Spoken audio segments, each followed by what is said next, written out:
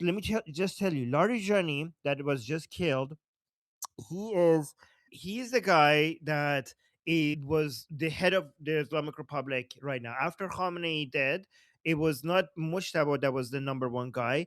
It was Larijani. And his role was to try to keep everything together. So remember, I told you that Khamenei was the glue that kept everything together. There's Islamic Republic has so many different segments, and they're working against each other. They're competing with each other. They're fragmented, and the glue that the tape that was basically holding this Frankenstein monster together was Khamenei. Every time they fought against each other, it was Khamenei's order that basically brought them all aligned again. But Larijani was the best person, even though he was not as good as Khamenei because he didn't have the love and the level of sacredness and acceptance and dedication, and all the people who loved Khamenei, they were waiting for his command. So his word was final. Whenever he said something, everybody would get in line. But Larijani has none of that. But at least he was one of the figures within the Islamic Republic that had connection with all sides. Like, he wasn't, so for example, between the hardliners and reformers, there's always some conflict. Like, Rouhani always has a huge conflict with many people within the IRGC and some of the so-called hardliners, because he's a hardliner as well, but so-called hardliners. And even between the hardliners, there's always division. Like, the Jabhe Paidari was always against the Jabhe Ghalibaf, and everybody had their own corner that they were defending and fighting against everyone else. But Larijani was the person that had somewhat of a good relationship with everybody. So if there was one person that could hold this whole thing together and try to get people to work with each other instead of against each other, it was Larijani.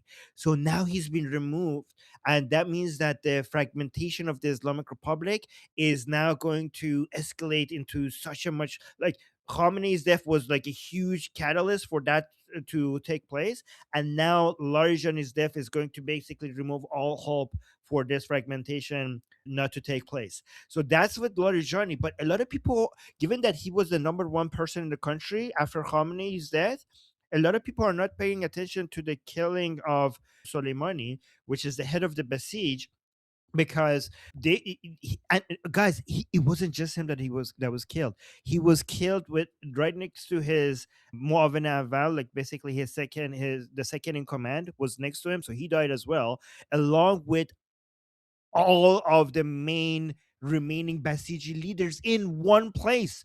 There was 300 of them in one place that were meeting. Are these people retarded? Like, what the Thank fuck did you think is you. going to happen?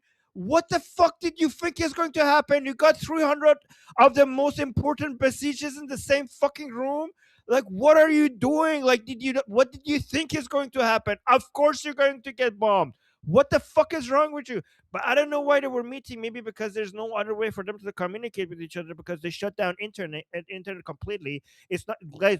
They went from shutting down the internet and keeping it only for themselves to shutting it down completely. So I don't know. Like, can they not communicate with radio? Like, what is happening? But they were meeting in person, and now there is nobody. Guys, it's only Rodon and his crew. Like, when it comes to the Basijis, I don't know who's going to even manage and coordinate it. They were meeting to plan what to do for Chaharshanbe Suri. So Chaharshanbe Suri, this was perfect timing as well, because Princess of Pahlavi gave the call to action for Iranian people to come and celebrate Chaharshanbe Suri in their own area, not to go out and do protests, but just in their own area. And this would have been the first test to see. I think they fell into a trap, because when Princess of Pahlavi gave that call to action, this was seen as the way to to figure out how much the Islamic Republic has its suppressing ability left. So the Iranian people were not going to come out and protest, but given that the Islamic Republic said that anybody who celebrates Shashan Basuri will be dealt with harshly, and the Princess of Pahlavi gave the command to peacefully, locally in your own areas, come and celebrate Shashan Basuri, everybody was going to wait and see that after the killing of Khamenei and the taking out of many of the Basiji units and Basiji bases and IRGC bases, how much suppressing ability of the Islamic Republic is left. And this would have been a really good information gathering process for Princess of Pahlavi to see when to give the call to action for the Iranian people to come out and do the final mass uprising that will take down the regime. But given that the regime saw this as a way to show to the Iranian people that we're here, we're still scary, we still have teeth, and we could still hurt you really badly. They wanted to make sure that they respond to this, to the Iranian people, to dare to challenge the Islamic Republic, because they thought that if they don't show the Iranian people that they could hurt them, they would get bolder, and this will basically be the end of the regime. So they had to organize and plan to suppress the Iranian people, and that was a trap, because their planning became the opportunity for the Israeli drones to just and missiles to just take them out.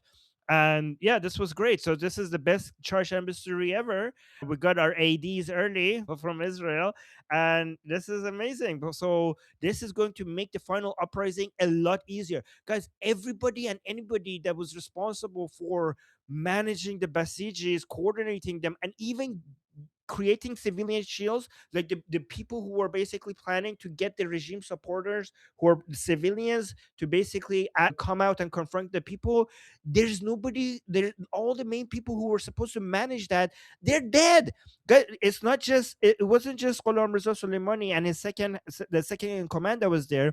It was the head of all the local Basiji groups, like all the main leaders of every single local Basiji group in Tehran. They were there as well. I don't even know how they're going to manage, the suppression going forward. So this is amazing. Anyway, sorry, I went for too long. This is exciting. I just wanted to share that with you guys.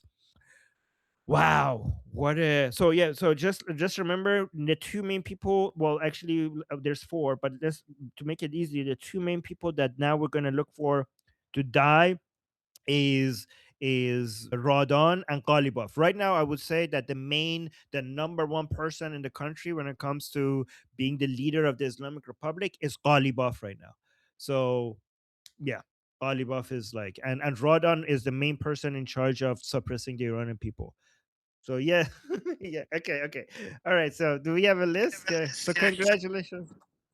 We do have a list. Congratulations. Not to rain on your Yes. parade, but you are going to save some people for the trials, right? Or are we just like Xing the I trials now?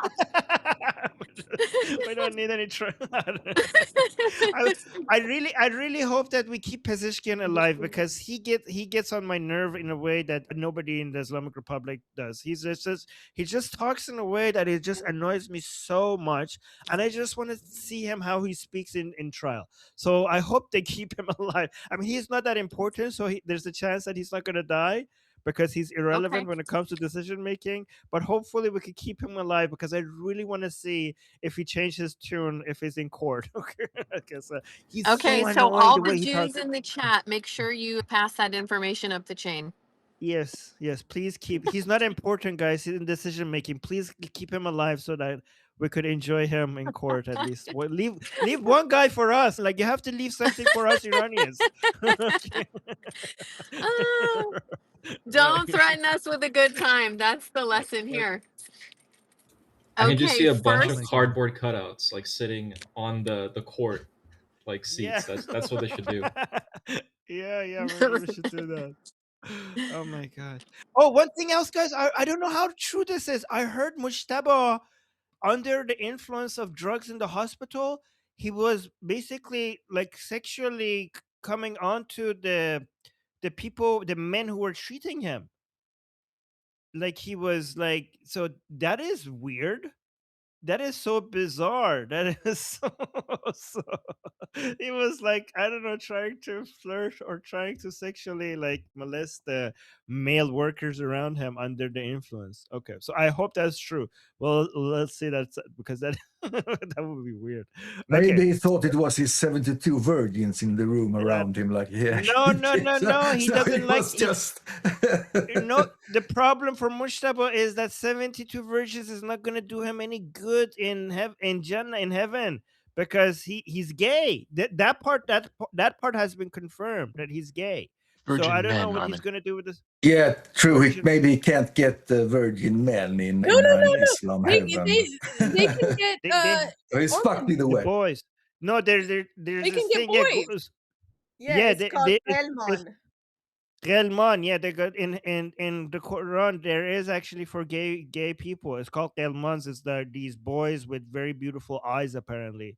So that's what he's going to get. He's not going to get 72 version. He's going to get the Gelmans. It's too fun to be true. Like he's waking up at the hospital, just oh shit, I'm dead. Hey, like what the fuck?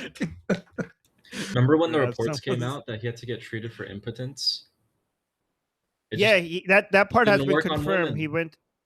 It just didn't work on women, you know. So it wasn't impotence. Maybe he wasn't into his wife. Maybe that's true. Okay. I don't know. That part has been confirmed that he had to go to the UK to get treatment so he could have children. All right. Yeah. So sorry. Danny, let's go through the list. Danny is like Okay. giving us the clock. First on the list, there's emoji. VD, and I post the list periodically in chat until VD gets here. So let me know if I missed. Okay. Thank Right. you. Hello, Armin. Hello, everyone. Ama Israel Khay. Payande Iran, Payande Israel. David Shah.